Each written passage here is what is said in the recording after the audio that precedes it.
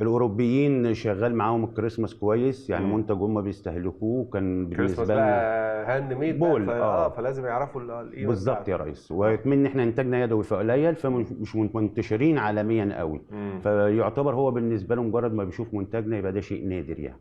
لا انا قدام منتجات جميله، ومنتجات الازاز دايما ليها يعني شعور خاص عند اي حد بيبقى بيستعملها، وهي صنع ايد يعني. قول لي بقى انت دلوقتي المرحله الجايه، انتوا ما شاء الله بقالكم كتير اهو بتشتغلوا وبقى عندكم خبرات كبيره، المرحله الجايه بتفكروا في ايه؟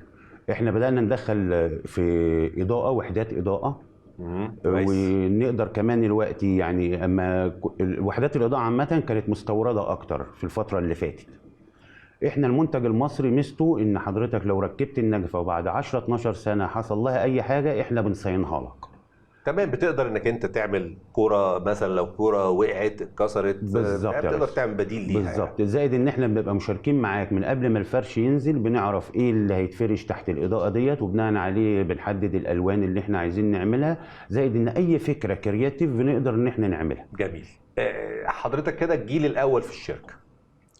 في عندنا بالظبط كده، ده يعتبر شغل الأول. الجيل الاول يعني. اه هل في اجيال تانية بقى ابتدت تدخل معاك بما انك بادئ الشركه من 88؟ بعدينا دخلت ناس كتير ما لا شاء الله. عندك.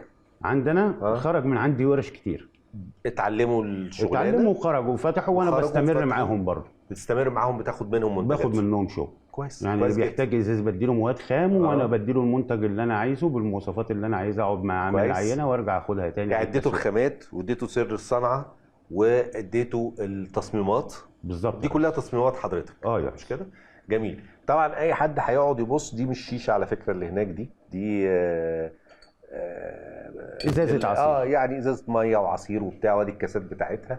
وعندنا هناك برضو فواحات، وهنا ادي السبرتايه، وادي الكنكه الازاز. فكره طبعا اي حد يبص الازاز، في بعض الناس شافتها وبعض الناس استخدمتها، بس اي حد يقول لك طب دي مش هتتكسر؟ لا صعبه تتكسر. احنا قبل ما بننزل منتج، يعني قبل ما بنزل البايركس السبرتايه دي، انا كنت شغال عليها اكتر من 10 سنين. اكون بوزع شغلي في شرم الشيخ او الاقصر واسوان، اقف في الطريق او معامل على السبرتايه بتاعتي قهوتي.